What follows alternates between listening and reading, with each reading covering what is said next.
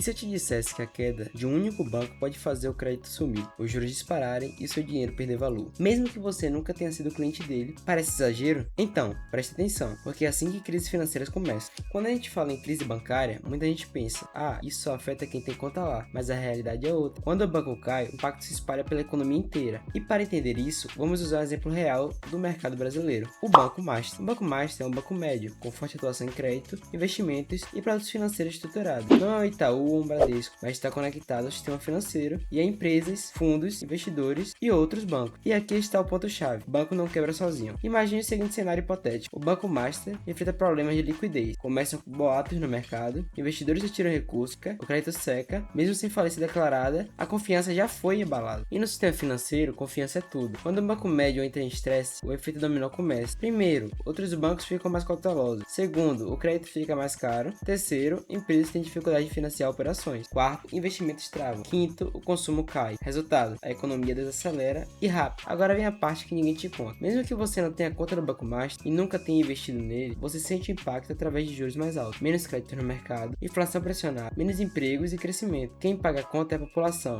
Mas o Banco Central não protege o sistema? Sim, o Banco Central atua para evitar colapso, usando intervenções, liquidez emergencial e regras prudenciais. Mas essas medidas têm custo, e esse custo aparece nos juros, na dívida pública e na economia real. Nada de graça, porque o mercado funciona como uma rede. Se um banco médio como o Master sofre, o risco sistêmico aumenta, investidores estrangeiros recuam, o dólar sobe e a bolsa sente. Não é sobre um banco, é sobre o sistema inteiro. A história mostra uma coisa clara: crises financeiras não começam grandes, elas começam em pontos controláveis e se espalham rápido. O Banco Master é apenas um exemplo de como a engrenagem funciona. Quando o banco cai, não é só o banco que perde, é a economia, é o mercado, é você. Se você quer entender como se proteger em momentos assim, onde estão os riscos ocultos do sistema e como as crises criam oportunidades, então acompanhe o vídeo, porque o próximo colapso nunca avisa antes de chegar. O susto inicial com um banco como o Master é apenas o primeiro sinal de alerta. A partir desse momento, o sistema começa a se autorregular com medo. Bancos que antes emprestavam entre si com facilidade, agora seguram seu dinheiro, temendo que o próximo a ter problemas possa ser um parceiro seu. Essa desconfiança mútua é o combustível da crise. O dinheiro que deveria circular para gerar negócio e crescimento fica paralisado. A taxa básica de juros pode até ser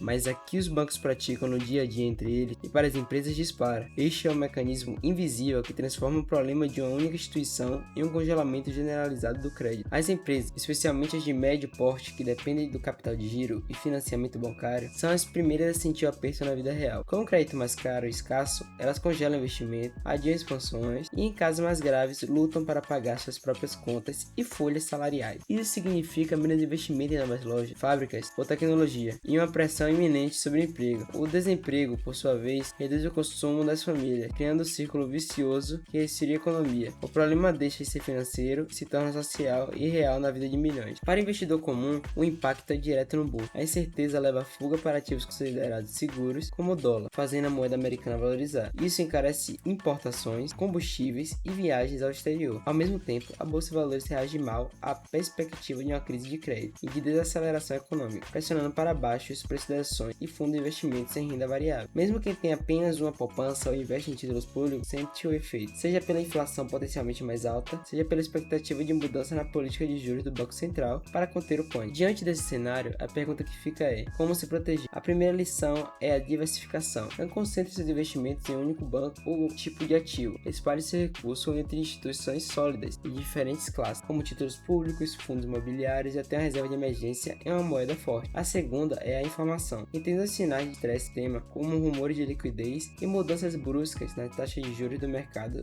interbancário. Por fim, mantenha calma. Movimento de pânico, como sacar todo o seu dinheiro ao primeiro boato, pode piorar a crise e prejudicar seus investimentos no longo prazo. A história econômica do mundo está repleta de casos em que a crise de um banco foi o estopim para problemas maiores. Olhar por exemplo hipotético do Banco Master não é sobre criar alarme, mas sobre cultivar a consciência financeira. O sistema é interconectado e a saúde de um participante afeta todo. Por isso, a regulação e a vigilância constante do Banco Central são tão cruciais. Como cidadãos e investidores, nosso papel é ficar atento, cobrarmos transparência e prepararmos nossas finanças para tempos de turbulência. Porque na economia globalizada, o efeito dominó não respeita fronteiras. Entender esse mecanismo de contágio é o que verdadeiramente separa quem é pego desprevenido no turbilhão de uma crise, quem consegue, com clareza e estratégia, não apenas se proteger, mas também enxergar janelas de oportunidades que se abrem em meio do caos generalizado. Historicamente, Geralmente, períodos de maiores pânicos e liquidação irracional no mercado são justamente os que criam um desconforto mais expressivo. Empresas sólidas com fundamentos fortes e dívidas controladas podem ver suas ações despencarem, não por um problema intrínseco, mas simplesmente porque foram arrastadas pela maré de venda por medo que varreu todo o setor financeiro. No entanto, capitalizar essas oportunidades exige muito mais que sorte, exige sangue frio para agir contra o instinto da manada. Uma reserva de emergência robusta e líquida para ter poder de fogo no momento certo e, acima de tudo, o conhecimento técnico e a serenidade para analisar os balanços e separar com precisão o joio do trigo, as empresas resilientes das verdadeiramente frágeis, é nesse ponto crítico que a informação de qualidade isenta e aprofundada faz toda a diferença entre uma decisão precipitada e um investimento histórico. Enquanto a grande massa, movida pelo instinto de sobrevivência, corre desesperada para as saídas, aquele que se prepara com antecedência, que estudar o sistema e que manter a mente fria pode encontrar nas portas todas estão fechando as entradas mais valiosas para construir um patrimônio mais sólido a longo prazo. A crise sistêmica de